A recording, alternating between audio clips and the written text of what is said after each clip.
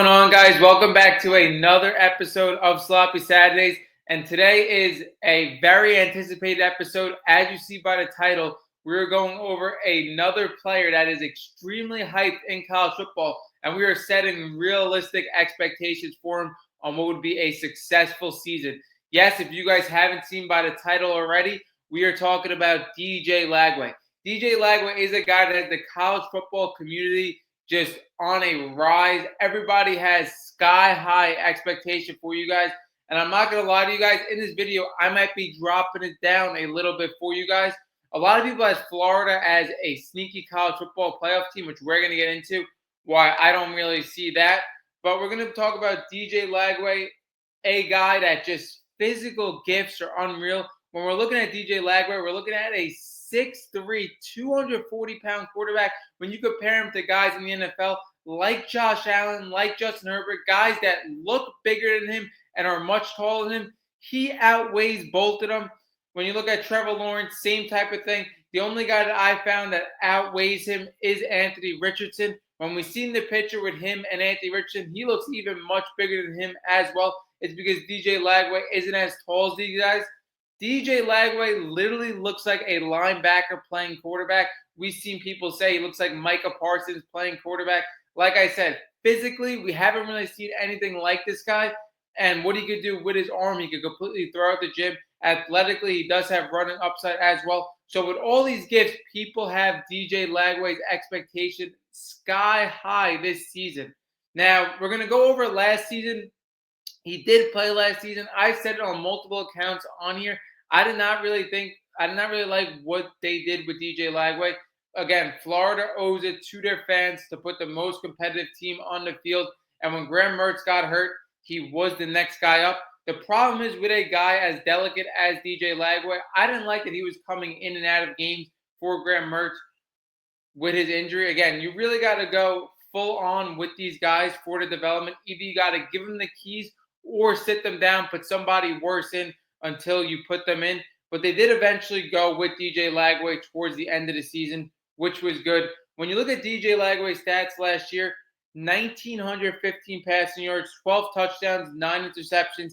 He did get significant play in the season. When we look at him, he did play in about 8 games. Again, he did come to the end of games, but when we look at what he really had significant production in, it was about 7 or 8 games.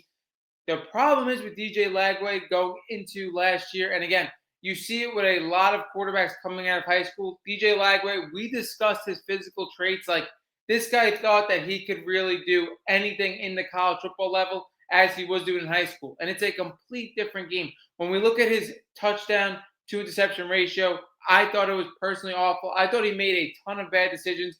Even in his last game, when we look at the game against Tulane, like 2 interceptions against Tulane, I thought both of those picks were awful. And you look at all his games. Against Florida State, he threw a pick. Against Ole Miss, he threw a pick. Kentucky, threw a pick. Tennessee, threw a pick. Against Texas A&M, one of the toughest defense in the country last year, he threw 2 interceptions. Against Miami, he threw a pick on a defense that wasn't really that talented last year. Against a lot of major opponents, this guy couldn't go throughout the game without a turnover. This is something he's going to have to patch up going into next year.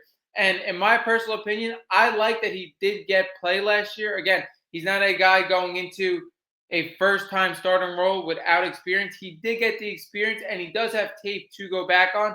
But his decision-making is going to have to improve so much into next season, where we can't see a 12-9 touchdown interception ratio. This at least has to go to a 2-1 touchdown to interception ratio. That's going to be the biggest way he could improve. Now, for this roster, again, I'm not as high on this roster as others.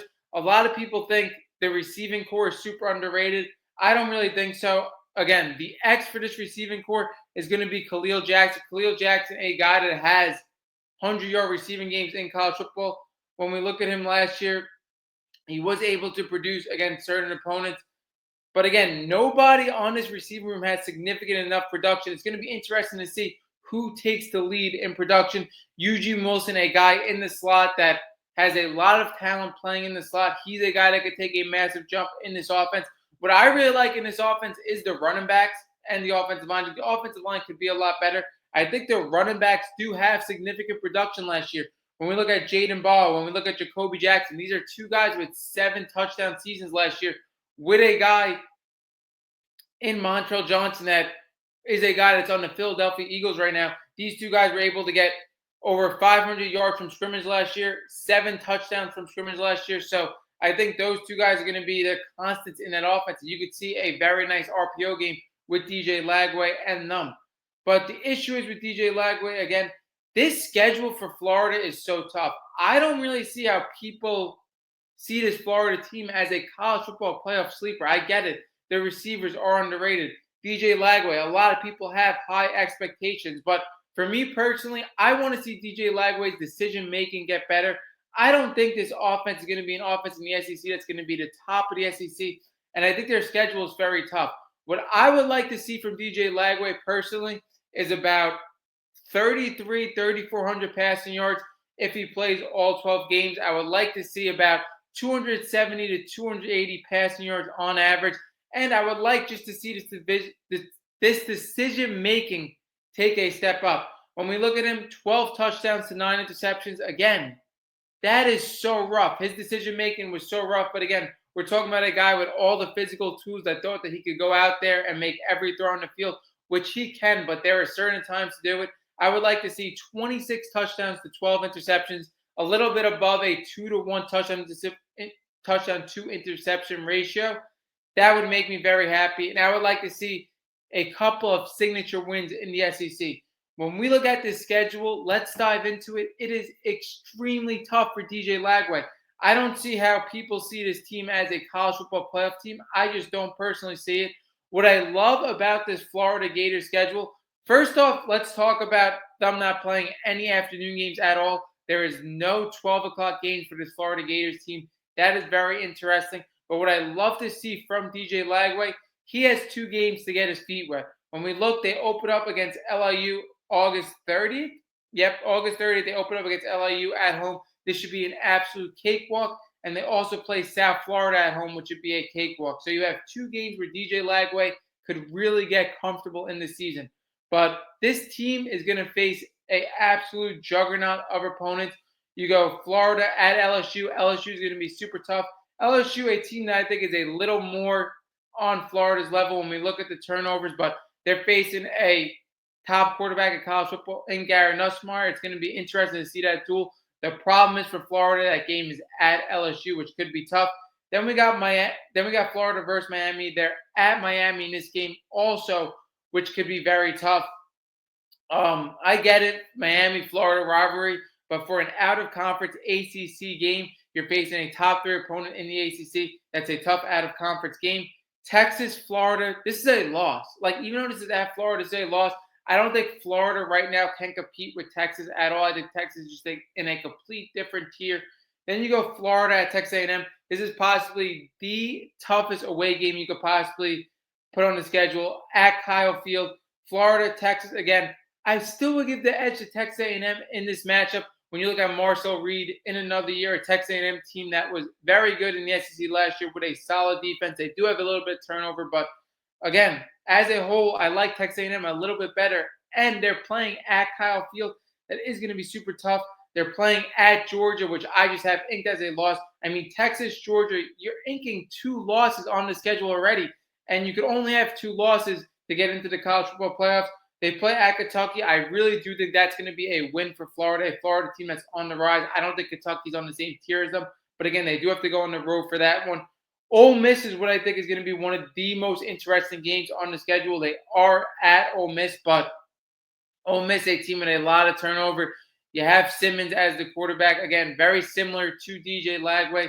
Just a new guy as a first-time starter. It's going to be interesting to see how he pans out. We got Tennessee at Florida. Tennessee as a whole, as a team, I think is a little more talented than Florida, but Florida is home in that game.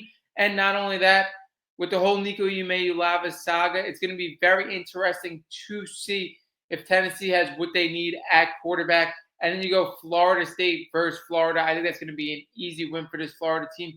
But again, what I think could be very successful for DJ Lagway, I'm not expecting for DJ Lagway to take his team into the college football playoff, even though it is a 12-team playoff. This schedule is super tough. It's one of the hardest schedules, in my opinion, in college football. For a first-time starter, I think it's a lot to ask for. Do I think he can do it?